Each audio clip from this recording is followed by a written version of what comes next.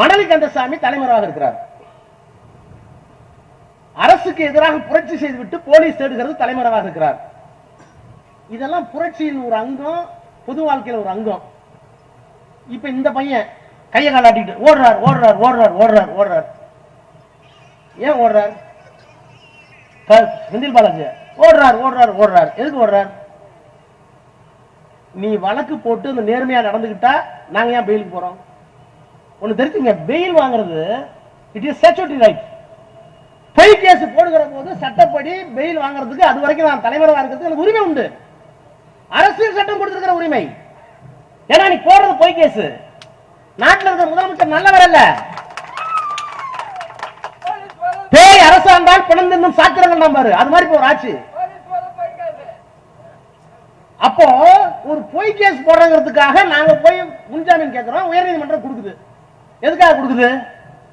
யார் வெட்கப்படணும்? நாங்களா ஓடுறோம். உயர்நீதிமன்றம் இந்த வழக்கு தப்புன்னு பிரிமா பேசியா எடுத்த எடுப்பிலேயே திருப்தி அடைந்ததுக்கு பிறகுதான், மன நிறைவு அடைந்ததற்கு பிறகுதான் செந்தில் பாலாஜி பெயில் கொடுக்குது.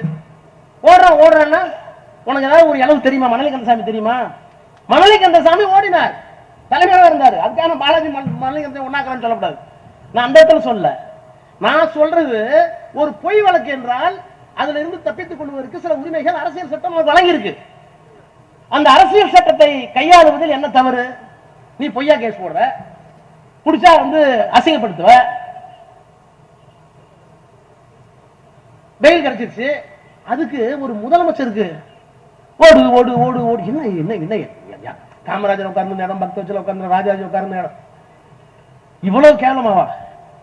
அந்த மணலி கந்தசாமி சொன்னார் சட்டமன்றத்தில், பல ஆண்டுகளாக நாங்கள் போராடினோம், ரத்தம் சிந்தினோம். இந்த குடியிருப்பு மனை 1 சென்ட் 2 சென்ட் 3 சென்ட் 4 பிள்ளைங்களை வச்சுட்டு, பொம்பளை பிள்ளைங்க வச்சுட்டு அங்கேயே தூங்குறோம். வெறும் கூரை வீடு 2 சென்ட் 3 சென்ட். இவங்கிட்ட இருக்கிறது 100 ஏக்கர் 200 ஏக்கர். நாங்க ஒரு 10 குடும்பம் அங்கதான் கூலி வேலை செய்யறோம், அங்கதான் உழைக்கிறோம், கொடுக்கிற கூலியை வாங்கிக்கிறோம்.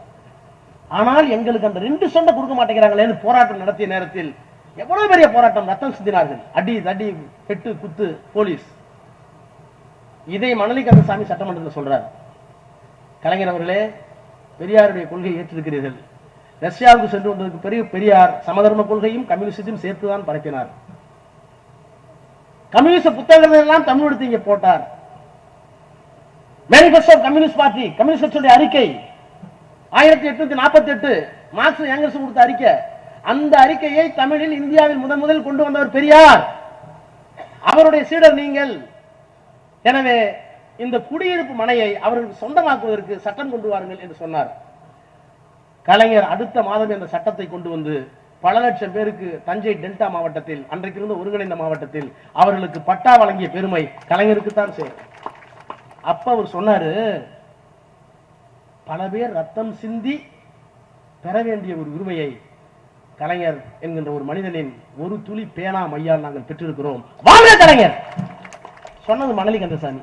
அவன் எவ்வளவு பெரிய தியாகி, அவ்வளவு பெரிய தியாகி தலைவரை பாராட்டினார்.